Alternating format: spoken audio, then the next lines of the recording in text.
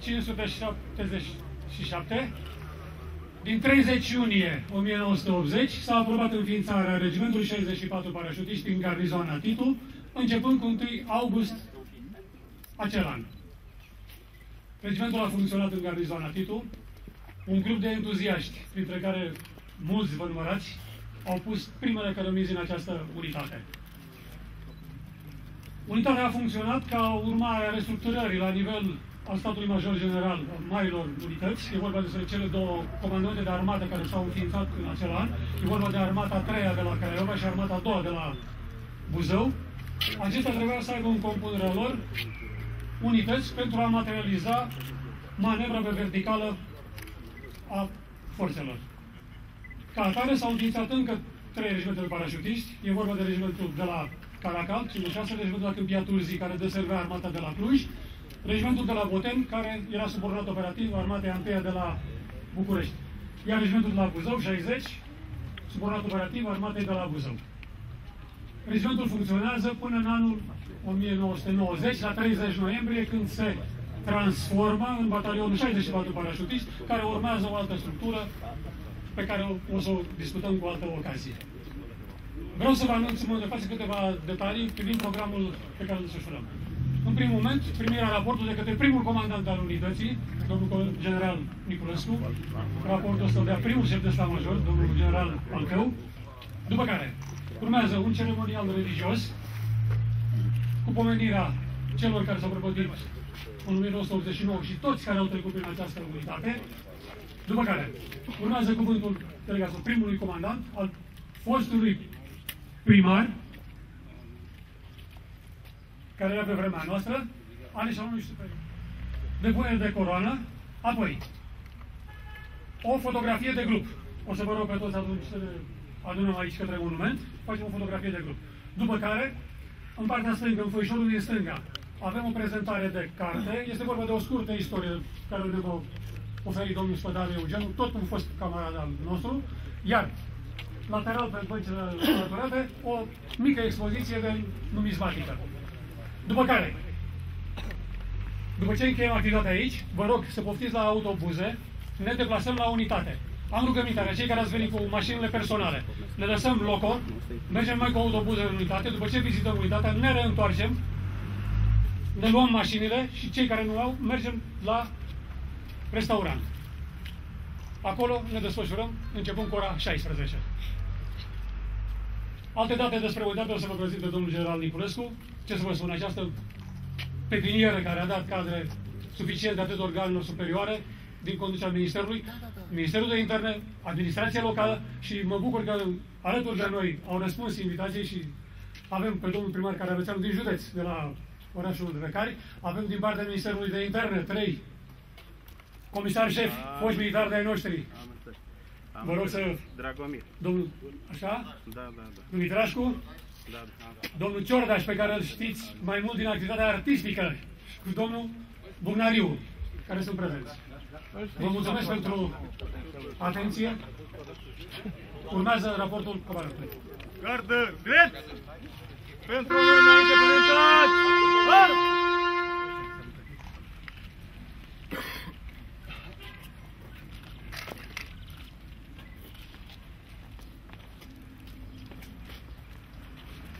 Să trăiți! Să trăiți! Urmează intonarea imnului de stat.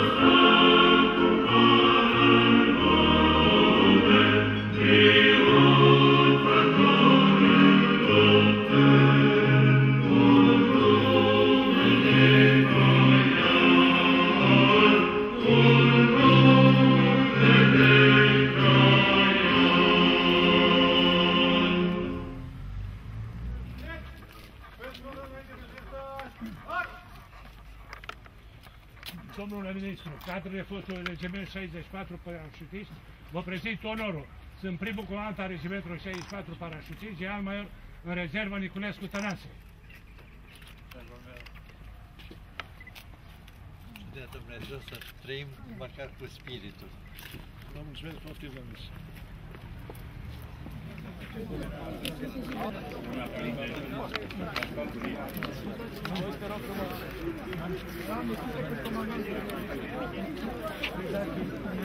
Dumnezeul nostru, totdeauna acum și pururea și în vecii vecilor. Amin. Tatăl nostru care ești în ceruri, sfințească-se numele Tău, vie împărăția Ta, facă-se voia Ta, precum în cer, așa și pe pământ. Pâinea noastră cea de toate zilele, dă-ne nouă astăzi și ne iartă nouă greșalele noastre, precum și noi iertăm greșiților noștri. Și nu ne duce pe noi în ispită, ci ne izbăvește de cel viclean. Ca Ta este împărăția, puterea și mărirea Tatălui și a Fiului și a Sfântului Duh, acum și pururea și în vecii vecilor. Amin. Miluiește-ne pe noi, Dumnezeule, după mare mila Ta. Rugăm-ne Ție, auzi-ne și ne miluiește.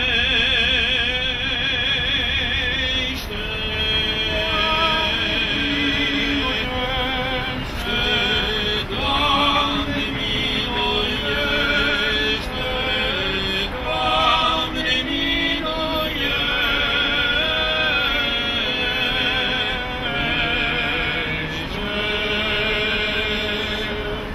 Bine că ne rugăm pentru digna sufletelor adormiților robilor Dumnezeu, ce astăzi se pomenesc,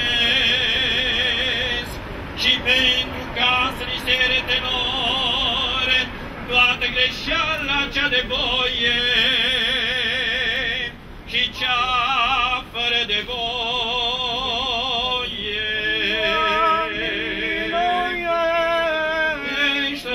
Doamne, miluiește! Doamne, miluiește!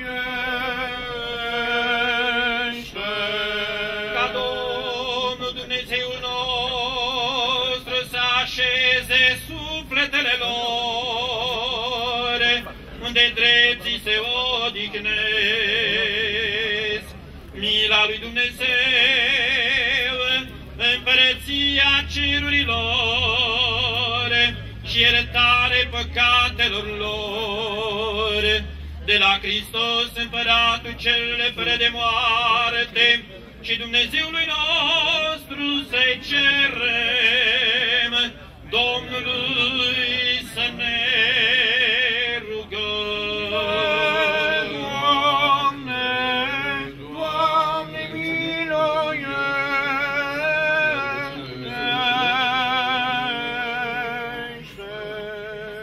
Dumnezeu, Duhul și al tot trupul care călca moartea și pe diavol ai surpat și ai durit viața în tale, însuți, Doamne, pomenește și sufletele adormiților robilor Tăi, Barbu Mihai, Barbu Petre Marin, Băjenarul Florin Costel, Carachin Gheorghe, Cârstea Adrian, Chipar Maria, Croitorul Petre, Diaconul Mihai, Dima Gabriel, Vincă Luigi, Dragomirescu Liviu, Drăguț Dumitru, Gonțescu Dănuț, Orghidan Dumitru, Pustiu Gheorghe, Rici Ionel, Manea Ion, Manurache Mariana, Marin Ștefan, Matei Petrișor, Nae Ion, Olteanu Luminița, Popa Eugen, Popescu Radu, Popescu Tiberiu, Reda Dănuț, Puiu Sorin, Roman Nicolae, Sfântul Ștefan, Trandafir Anastasia, Voica Constantin, Zărnescu Ion. Și pentru ca să li se ierte lor, odinește, Doamne, în loc luminat, în loc verdeaț, în loc de odihnă, de unde a fugit toată durerea, întristarea și suspinul și orice greșeală au săvârșit cu cuvântul, cu lucrul sau cu gândul, ca un Dumnezeu bun și iubitor de oameni, iartă-i pe ei. Dumnezeu să ierte. Că nu este om care să fie viu, să nu greșească, numai Tu singur, Doamne, și fără de păcat. Dreptatea ta este dreptate în veac și cuvântul tău este adevărul. Domnului să ne rugăm. Doamne, miluiește! Că tu ești învierea, viața și odihna adormiților robilor tăi, pomeniți Hristoase, Dumnezeul nostru, și ție mărire înălțăm Tatălui și Fiului și Sfântului Duh, acum și pururea și în vecii vecilor. Amin. Cu sfinții odihnește, Hristoase, sufletele adormiților,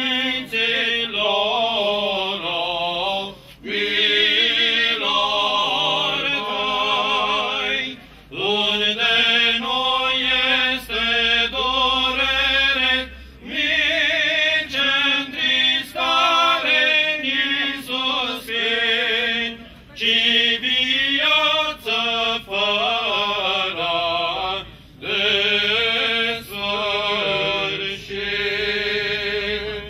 Stăpâne mult îndurate, Doamne Iisuse Hristoase, Dumnezeul nostru, Cel ce după sfântă învierea ta cea de-a treia zi din morți cu harul tău, a dăruit sfinților tăi ucenici și apostoli cheile împărăției cerurilor și puterea de lega și dezlega păcatele oamenilor, însuți, Doamne, prin noi nevrednicii tăi slujitori, iartă adormiților robilor tăi, Barbu Mihai, Barbu Petre Marin, Beșenarul Florin Costel, Caraghin Gheorghe, Cârste Adrian, Tipar Maria, Cloitorul Petre, Diaconul Mihai, Dima Gabriel, Dincă Luigi, Dragomirescu Liviu, Drăguț Dumitru, Contescu Dănuț, Orghidan Dumitru, Pustiu Gheorghe, Lic Ionel, Mana Ion, Manolache Mariana, Marin Ștefan, Matei Petrișor, Nae Ion, Olteanu Luminița, Popa Eugen, Popescu Radu, Popescu Tiberiu,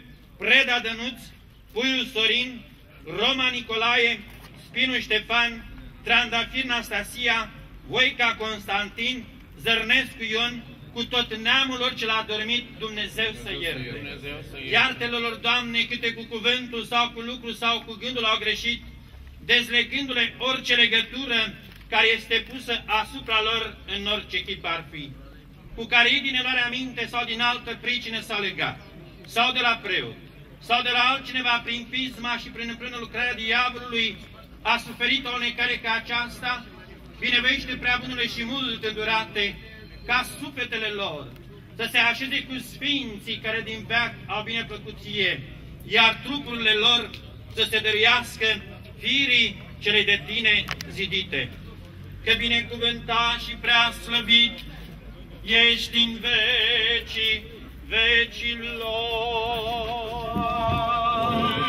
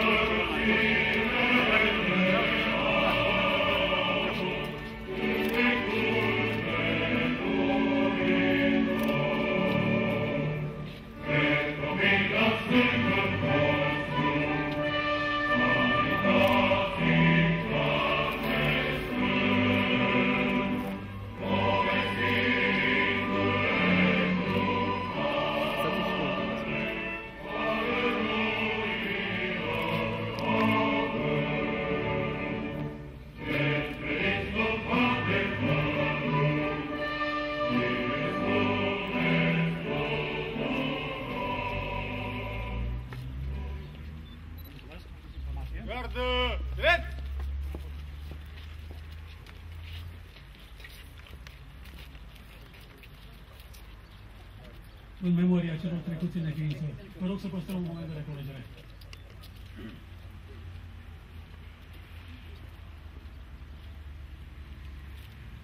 Vă mulțumesc. Naționale să înființăm regimentul 64 parașutiști. Prima noastră avere în regimentul 64 parașutiști a fost o masă pătrată și un scaun. Poate să o recunoască colegii cu care am percut. Au trecut ani, au venit alți oameni, au luat comanda alții, au dezvoltat acest regiment.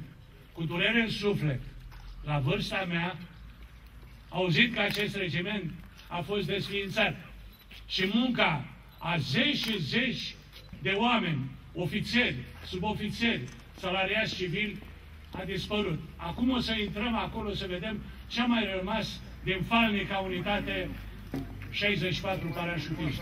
Totuși, am avut și satisfacții. Deși eram numai o mână de oameni, pe urmă au venit tineretul, alți comandanți de regiment, au participat la aplicații, au participat la acțiuni, culminând cu participarea de la evenimentele din 89. Nicăieri, repet, și niciodată, cadrele regimentului 64 parașutiști nu s-au făcut de râs. Oriunde am stat cu capul sus.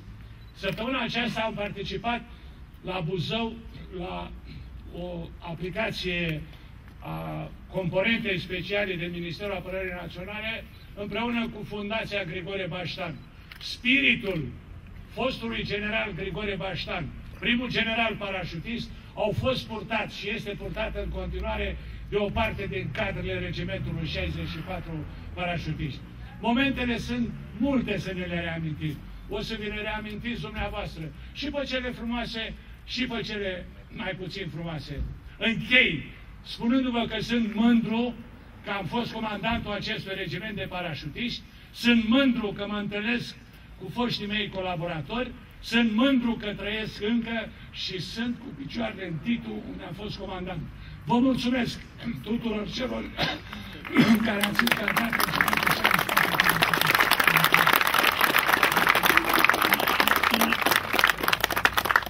Mulțumesc. Are cuvântul domnul primar al orașului Titul. Domnul Nicolae.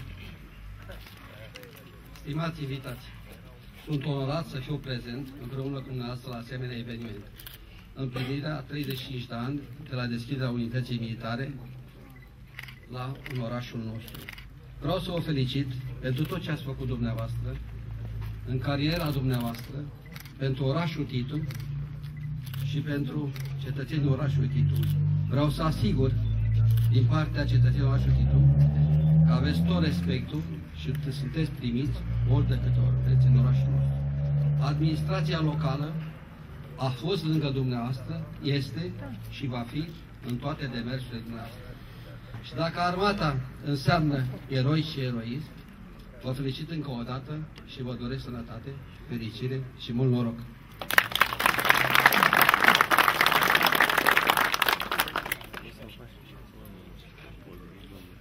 Are cuvântul domnul general Cheral.